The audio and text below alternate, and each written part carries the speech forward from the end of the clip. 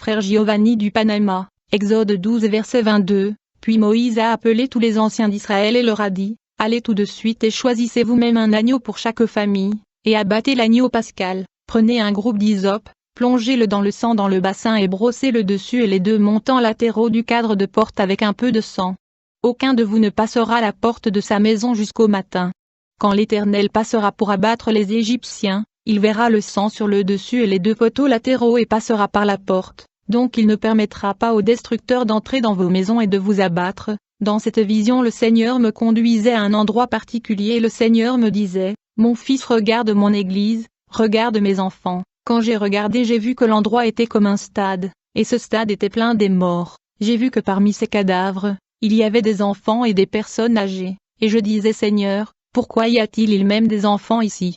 Et le Seigneur m'a donné un passage biblique dans le livre de Lévitique chapitre 26 versets 20 à 22, ta force sera dépensée en vain, parce que ton sol ne donnera pas ses récoltes, et les arbres de ta terre ne donneront pas leurs fruits, si vous restez hostiles envers moi et refusez de m'écouter, je multiplierai 7 fois vos afflictions, comme vos péchés le méritent, j'enverrai des animaux sauvages contre vous, et ils vous voleront vos enfants, détruiront votre bétail et vous feront si peu nombreux que vos routes seront désertes. Frère, quand j'ai lu ce passage, j'ai compris pourquoi, de ce stade plein de cadavres et des corps où nous étions, le Seigneur m'a emmené voir le cœur des serviteurs et bergers du temps de la fin, et il m'a dit, regarde mes enfants, ils entendent ma voix mais ils n'écoutent pas, dit le Seigneur, j'ai vu comment mes enfants pleuraient pour leurs fils, pour leurs filles, pour leurs femmes qui étaient mortes, alors j'ai dit au Seigneur pourquoi tout cela, le Seigneur me dit, c'est parce qu'ils entendent ma voix mais ils n'écoutent pas et ne font pas ce que je leur dis. Leur cœur est loin de moi, ils ont décidé d'être dirigés par leurs propres décisions,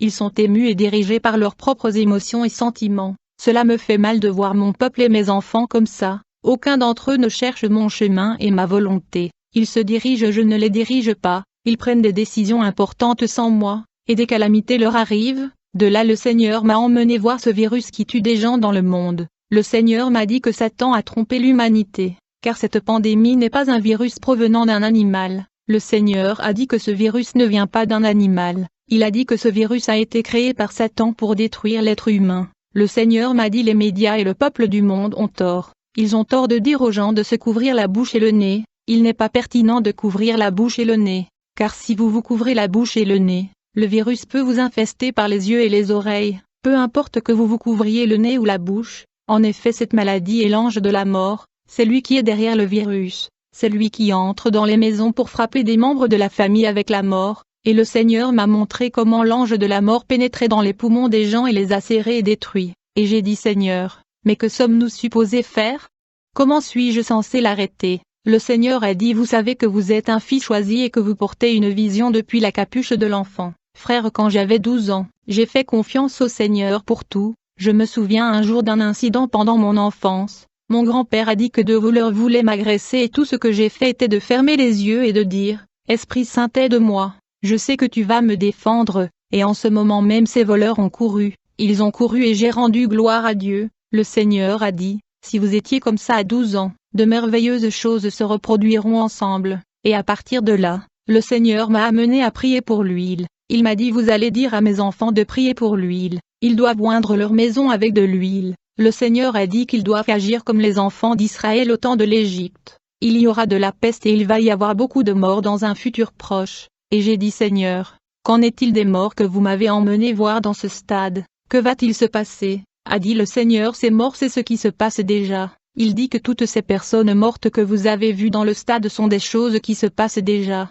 Et le Seigneur a dit vous allez dire à l'Église, toutes les membres de leur famille doivent se rassembler et prendre un goutte d'huile dans leur langue et l'avaler, afin de protéger leurs poumons et tous les organes à l'intérieur de leur corps contre l'ange de la mort. J'ai été impressionné alors que le Seigneur m'a montré tous ces scénarios. Le Seigneur a dit que tout cela sera comme le temps des vaches maigres. Il m'a dit que tu dois être intelligent et tu dois être sage. Comme le Seigneur parle de vaches maigres, je me suis dit qu'il y aura une pénurie. La pénurie est ce que je comprends bien que ce que le Seigneur voulait dire que nous devons avoir des provisions. Parce que le Seigneur a dit que les gens ne verront pas le soleil avant plusieurs jours. J'ai dit Seigneur, nous resterons dans l'obscurité?